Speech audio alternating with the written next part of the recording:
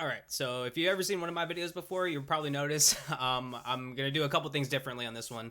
So I've heard about IU's 8, and I know that there is a lot going on with this song. So I haven't heard the song or watched the video yet, but I did some research on her friend that passed. First of all, moment of silence real quick. I'm just going to forward this by saying I don't mean any disrespect to Sully. I'm going to try to choose my words carefully here. I understand the situation that happened, and I know the circumstances by which she chose to move on. Let's put it that way. So I'm not sure how involved that storyline is to the song in its entirety, but I'm going to keep that in mind as I read the lyrics and as I watch the video, as well as the song itself. We're getting into 8 by IU, produced by SUGA by BTS. Let's go. Doing things a little bit differently for this video. Alright. So it looks like we're in a futuristic kind of room.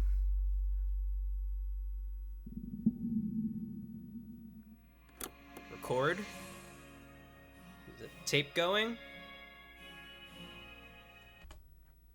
Is that a lizard? That's not randomly placed there. That's for a reason. Is a lizard like looking down on her? I don't know what that says. Okay. Okay, it feels like we just went into some kind of dream world maybe? Or, okay, let me just keep going before I start going off.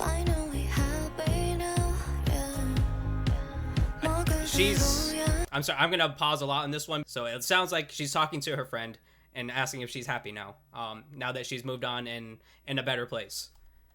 This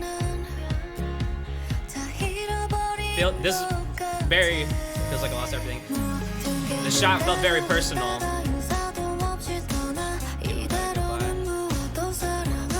Wow.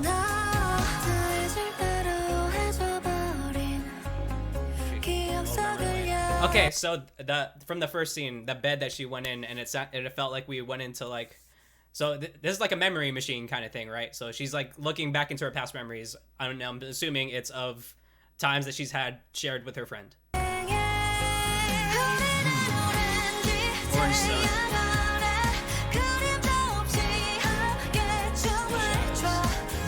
Okay, I said I'm gonna pause it a lot. I'm so sorry. So under the orange sun is usually like sunrise or sunset, but in the very next line, dance together when there's no shadows. But during sunrise and sunset is when the sun casts the largest shadow actually.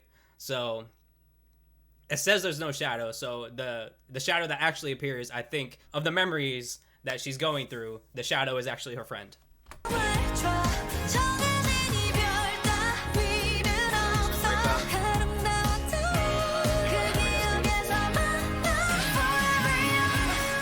Forever young.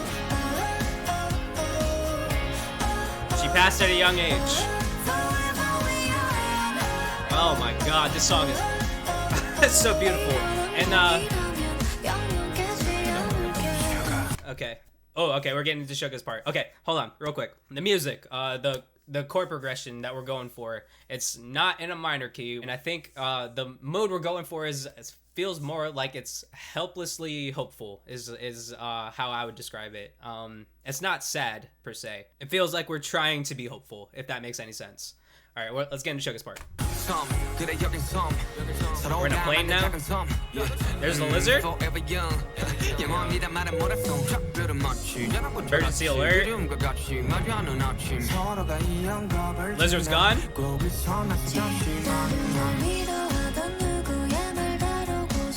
And the lizard's gone again.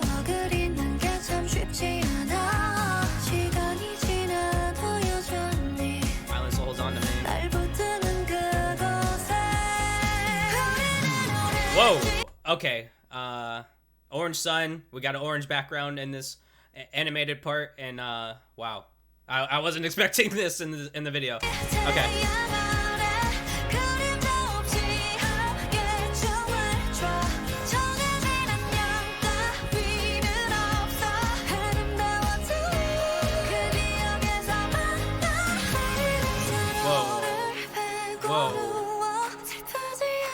gone weightless, and she just jumped off the cliff.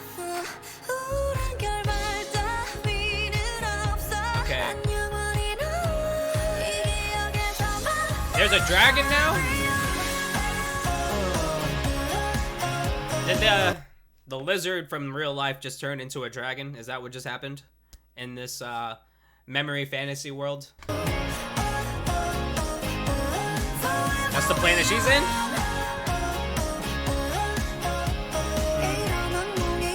Wow. Nightmare, I don't want to wake up forever.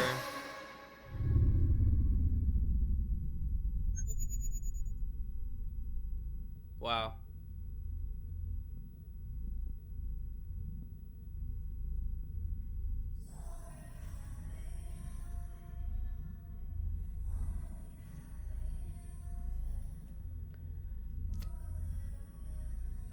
Wow.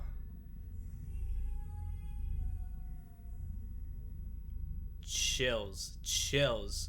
Wait, okay, so at the end of Lilac, she did a similar thing where she had this ominous look to her, and then it got hopeful, I guess, towards the end, like that she was ready to go enter her 30s. But this one is much different. Hold on, because we have like an echo of the intro lines.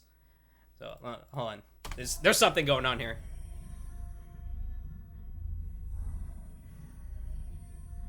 See, those are the same lines that she started with when she was talking to her friend, but this one feels different. Knowing what I know about the circumstances of her friend's passing, about the hate comments that she was receiving, I think this feels like it's more directed towards them than it is to her friend. Like, are you happy now with what you've caused, kind of thing. And that's why she looks so angry here.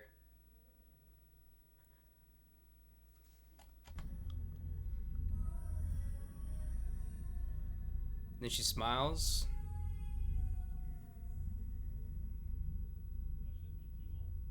And then is kind of angry again. Or sad even. Wow. I knew her friend that passed was part of the motivation for the storyline and the lyrics for the song. So I did the research on her friend and figured out what happened. And that's why I took a different approach for this one. And I feel that it was the right call. SUGA produced this, so he came up with that progression that I was talking to you about, and I think that very much was the right approach. It wasn't happy. We're not disregarding the ones that passed, or the one that passed. We're not happy about it, but it has a hopefulness to it, if that makes any sense. It's like we're dealing with the loss and with the sadness, but we have to carry on with life, so we have to be hopeful that things can get better, kind of thing. And I think we can hear that in the chord progression itself. It's amazing. It's a beautiful song. They nailed the intention they were going for, I think. This is one of those things that kind of makes you mad at the world, because situations like this could easily be prevented if people just weren't so terrible, honestly. Like, that is a very loud minority that causes stuff like this to happen. So don't mistake that as being the general consensus. I think that's where people make the mistake. This isn't my usual MO. This is not usually how I structure my videos, but I think this one definitely called for it. And I am very open to doing more stuff like this. These are the things that I pay attention to. The storytelling. This is very much my field, for sure. So I'm very open to doing more stuff like this if you guys are interested. Okay, with that being said, I'm going to end this one here. Thank you guys so much for watching. Have a great day. And I'll see you on the next one.